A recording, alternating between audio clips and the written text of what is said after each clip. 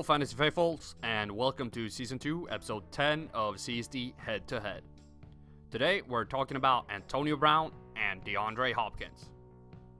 Brown is currently being drafted 5th overall, and DeAndre Hopkins currently goes 8th overall. Starting off, we're breaking down the receiving of DeAndre Hopkins. I was expecting a little bit more targets in the deeper zones, but as you can see, that was my bias before doing the numbers.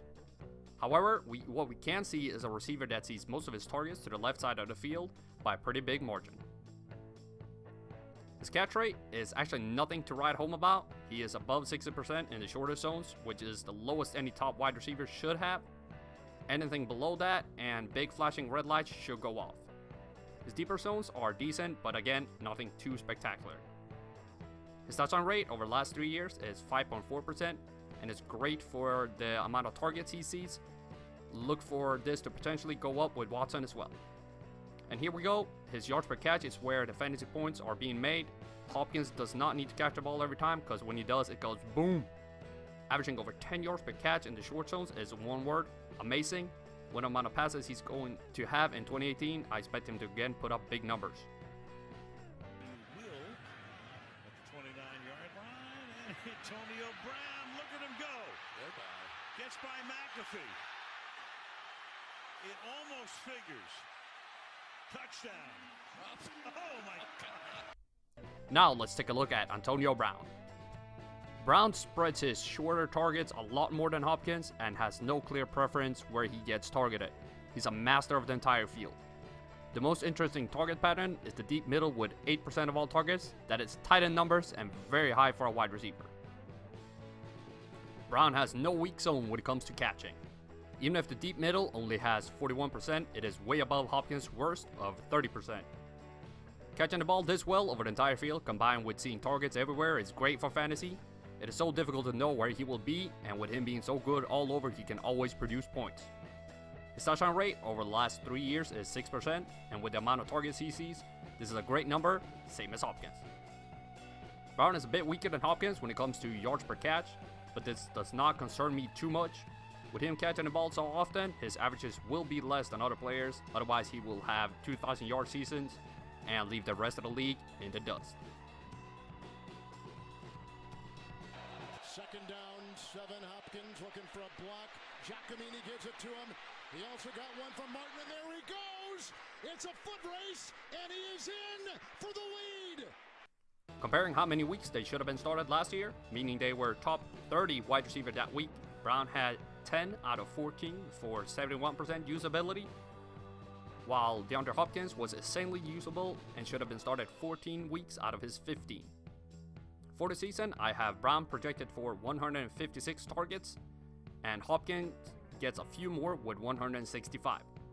Assuming that their starting quarterback plays all the games they play, Brown will have 104 catches and Hopkins 90. PPR dream numbers. Roethlisberger gets out of trouble, throws it deep downfield. Oh, what a grab! Antonio Brown! Touchdown! Sensational! Now let's have a look at how they perform in different situations. Their scoring patterns are not that similar. Both score more points when playing at home compared to away. This is very normal for wide receivers. When looking at all position groups, they are the most impacted by home field advantage. The NFC-AFC disparity for Hopkins is alarming. Since he plays in the AFC, I would have liked to see his scoring be reversed. Brown has a perfect setup, scoring more against the conference he plays, but it's still very even. Both players score more points against teams with a winning record, so way to step it up. Brown's best situation is playing at home versus an above 500 record AFC team. Hopkins' best situation is playing at home versus an above 500 record NFC team. Be part of a great team. Here's Hilton blitzing off the slot again. Passer Hopkins. Oh my goodness. Did he catch that? Did he catch that? That's the touchdown catch of the year if that's good. Antonio Brown and Ben Roethlisberger have a great relationship and deserve an A grade. Watson was an amazing player when he played, but a small sample size and injury puts him with an A with a question mark. Comparing their numbers, we see that Brown's scoring fluctuates more with a higher standard deviation. 2 points is pretty big here. Hopkins is a more stable player week to week. Brown has a 1-game ceiling of 23.1 to Hopkins 18.1, so big advantage to Brown. And even in the 1-game floor, Brown is better with 6.1 to Hopkins 5. Their seasonal score projection is pretty close. I have Brown projected for 174 points and Hopkins projected to score 172.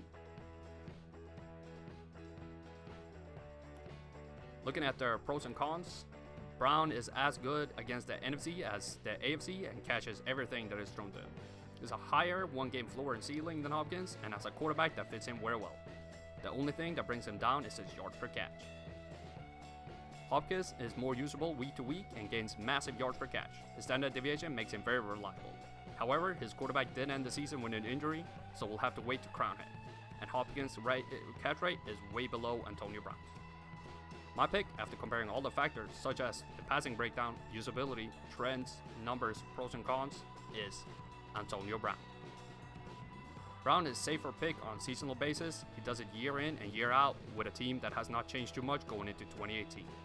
If you want more risk but potentially more upside, you could argue Hopkins. Thank you very much for watching. Don't forget to hit that like button and subscribe to the channel for more weekly content. And as always, the spreadsheets are dark and full of terror. Hello Fantasy Faithful, I hope you enjoyed that video. Don't forget to check out more of them right here and here.